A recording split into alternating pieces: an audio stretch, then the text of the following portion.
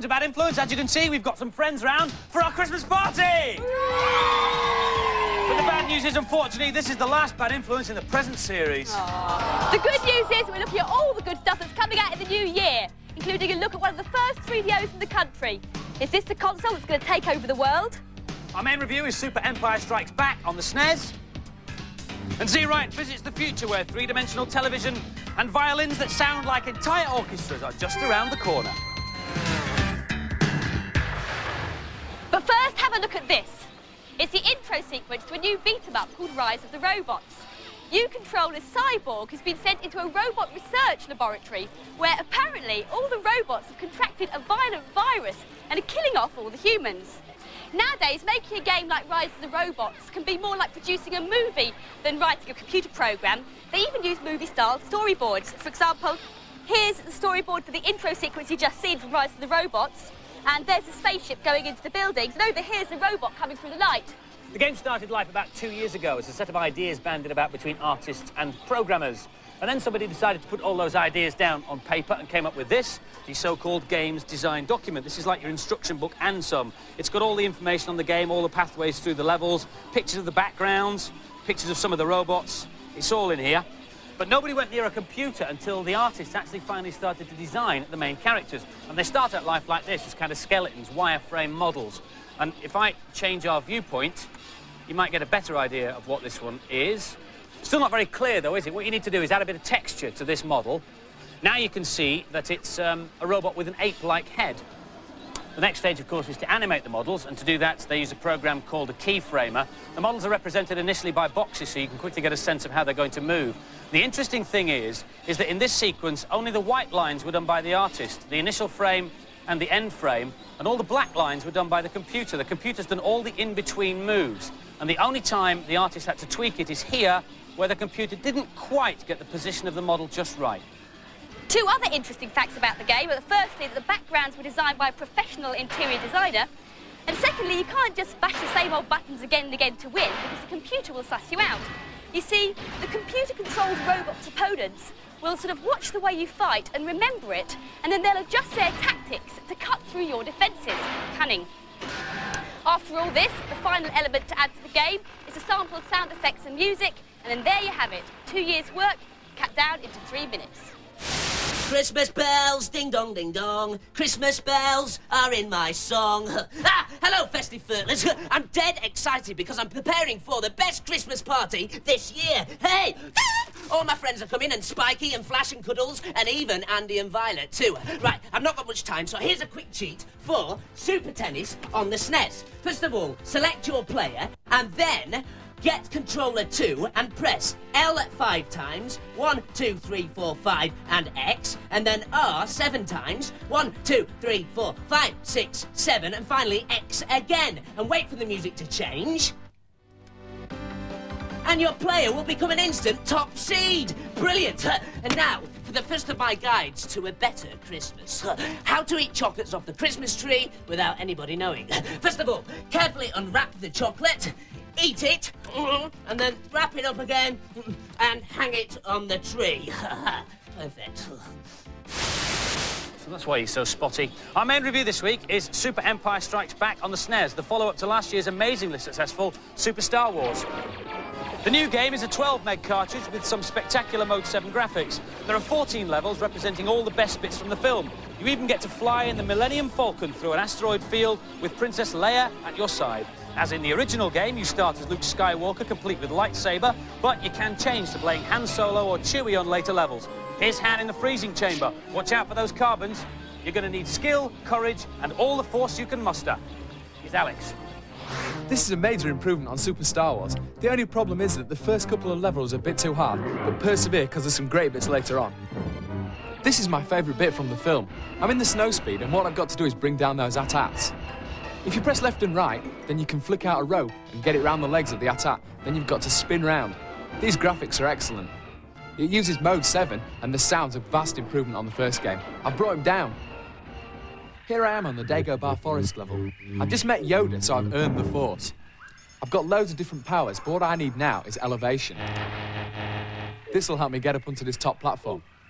There's loads more forces, including heal, which helps you when your energy's a bit low, and invisible, which really helps when you're fighting Darth Vader at the end. This game is near perfect. I just couldn't stop playing it till I finished it. It's magnificent. This is fantastic. It's the best film conversion I've ever played. It's a massive game with excellent graphics and gameplay. And so the final scores for Super Empire Strikes Back, both the girls and the boys gave it top marks, 5 out of 5.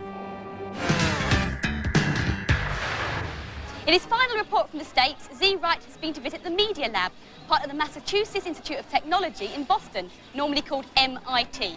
It's a place where the future is just a train ride away.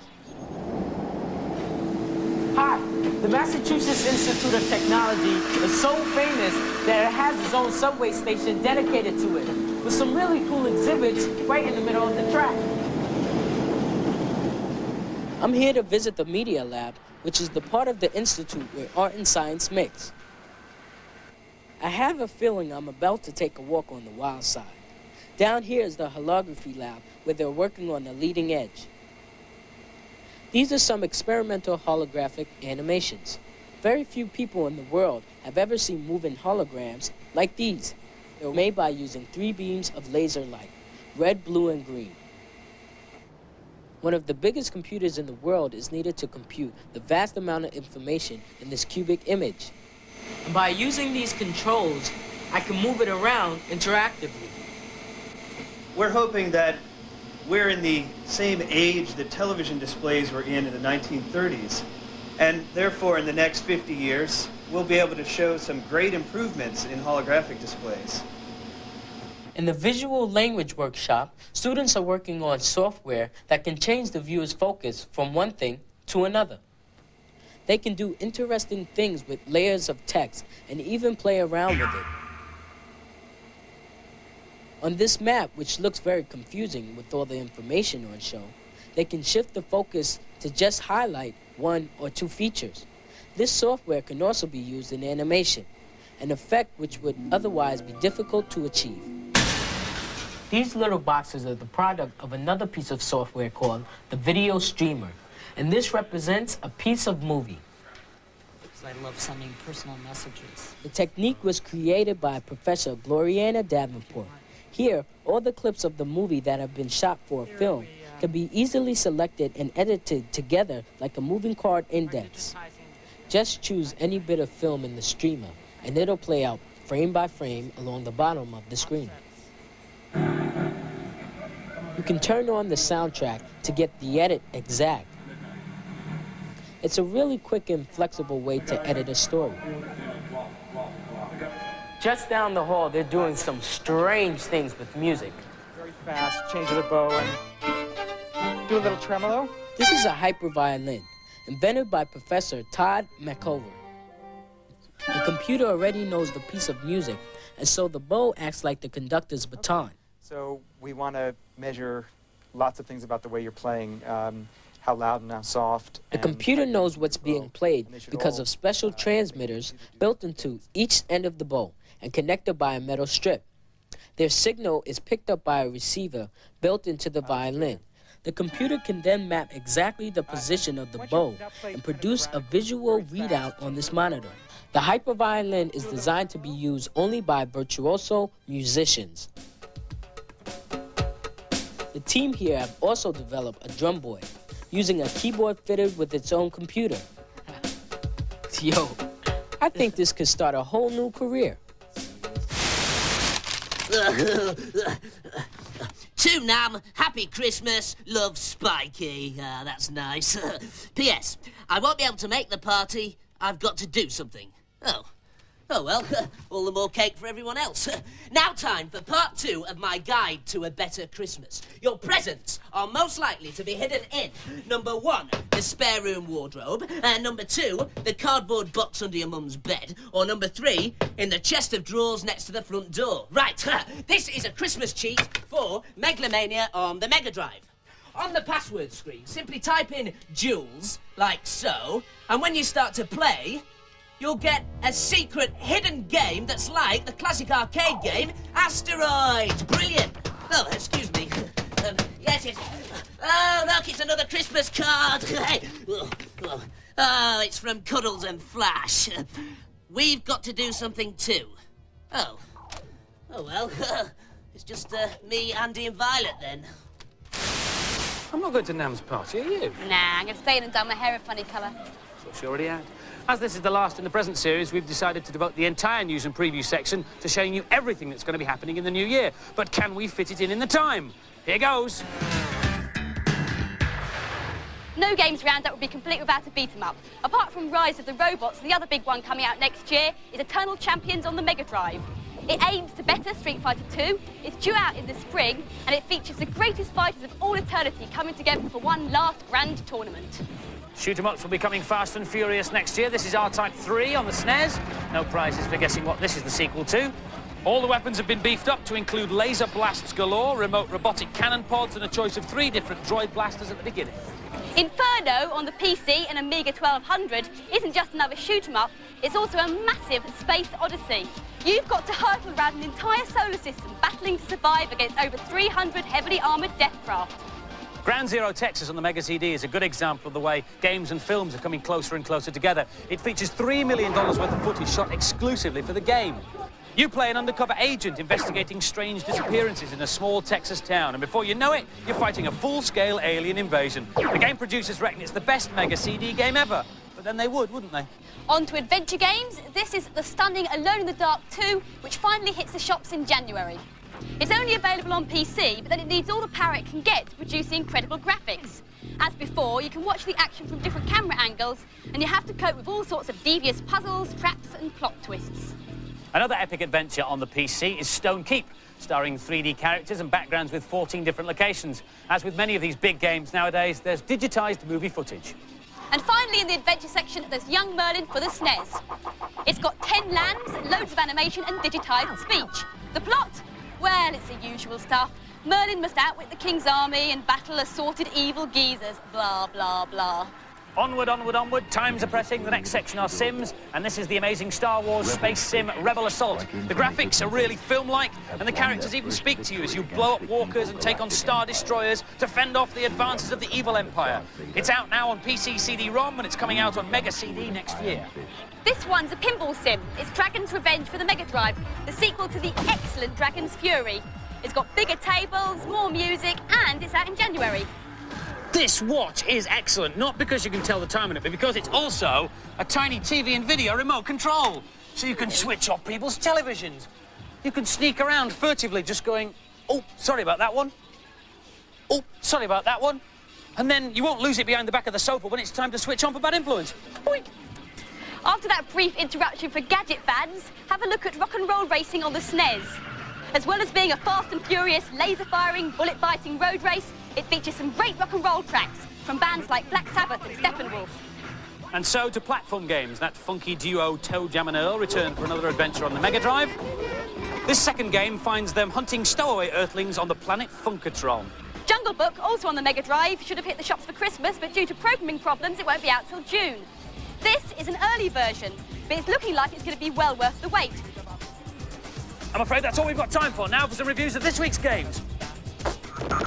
Micro Machines was the #1 hit on the Mega Drive. Now it's out on 4 new formats. Amiga, which you're looking at now, PC, Master System and Game Gear. In the wacky miniature world of Micro Machines, races take place on breakfast tables, in sand pits and even in the bathtub. So let's make it a nice clean race. Here's Amanda with the Game Gear version. I've played this game on other systems, but I think it works better on the Game Gear. Probably because it feels like you've got a wheel in your hand. This is where you choose the characters. Every character has a different personality and different driving ability. I'll choose to be Spider. I think he's really cool. Every level has a different car. Here I'm in a Porsche and I'm on a desktop. It's very hard on the desktop because there's no edges and you can fall off or knock people off, but I've just fallen off myself. So the cars are very hard to control, so the level is very hard indeed, but the graphics are excellent for a Game Gear. Just look at the detail in the wood grain. There is a 2-player option, which you play on just the one Game Gear, which is definitely cosy. I'm using the buttons, and Alex is using the D-pad. The idea of the game is to get away from the other player, and then that person gets the bonus. If you've got a Game Gear, you should definitely get this. It's brilliant fun. An excellent game, particularly in 2-player mode, although it depends who you've got to sit close to. I found this game quite hard to control at first, but it's very playable once you get the hang of it. And the scores for Micro Machines, both the boys and the girls gave it an above average 4 out of 5. Meet the Cyberpunks. 3 little chaps with funny haircuts who are the stars of a new Amiga game. It's a familiar plot. Baddies have taken over the universe, again, and you've got to restore order by shooting lots of things. Here's Lakesh. There's a lot of time and effort being put into this game, but the producers forgot to add one thing: gameplay. The aim of this game is to find keys and discs which allow you to go into computer terminals and discover maps of the area. The characters are quite cute and the graphics are okay, but the problem with the game is that you feel it's quite a laborious task. You don't enjoy it. There's not much excitement. It's not the worst game in the world. It's just mind-numbingly boring. I love the hairstyles, but I don't like anything else about it. A run-of-the-mill platform game. The gameplay's just not varied enough. And the scores for Cyberpunks, both the girls and the boys gave it a dull 2 out of 5.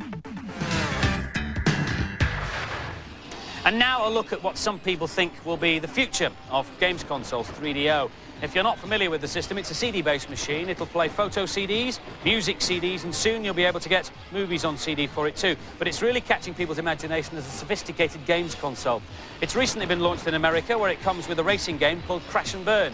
You choose between 6 dangerous Sunday drivers and race around some very detailed texture-mapped tracks. There's a choice of weapons, armour and gadgets to keep you in the race, and the game has some excellent video footage and speech effects. There are very few finished games around for it at the moment, but here's a quick look at a couple we managed to get hold of. It's time to get twisted with your host, Twink Fizdale. This one's called Twisted. It's an unusual idea for a game. You join Twink Fizdale and his glamorous assistant Hannah in one of Hollywood's glitziest game shows. You're up against 6 other strange contestants, and there are thousands of brain-busting challenges. Put on your thinking cap, kids. Hi, everyone. Welcome to John Madden Football. John Madden Football has been converted from the Mega Drive and makes full use of the 3DO's facilities, with digitised players in stadiums and ball-by-ball commentary and tips from the great man himself. The system's due to be launched in this country next April. It will probably cost around £500, which is a lot for a games console, but the manufacturers are hoping that you will buy this instead of buying a photo CD and a CD player as well. We'll report on 3DO's progress next year. Well, Andy and Violet have obviously been delayed a little. Still, there's time to do one more cheat before the shed fills up with happy partying dudes. It's for Sleepwalker on the Amiga. Now, at the beginning of the game, when Ralph and Lee are running through the Sleepwalker logo, type in ding-a-ding, dang my danger, long ling long, and their noses will turn green. Then, at any point during the game, you can press return and skip levels. Well, here's the final part of my guide to a better Christmas. On Christmas Eve, it's always dead difficult to get to sleep, so this is a trick that sometimes works. Here we go.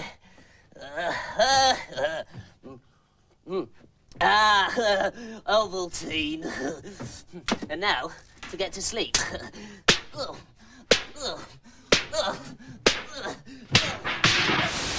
Don't try that at home. Nam has been specially trained.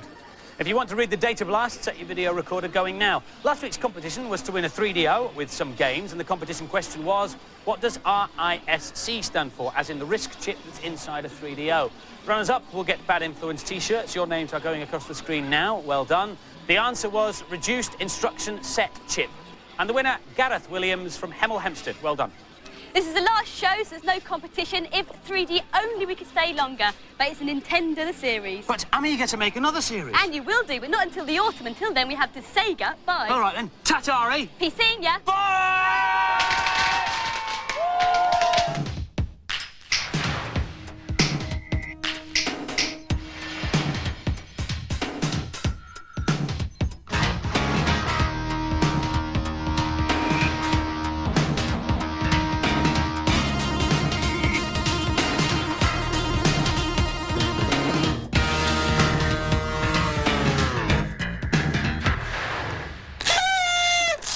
Happy Christmas, fertilers.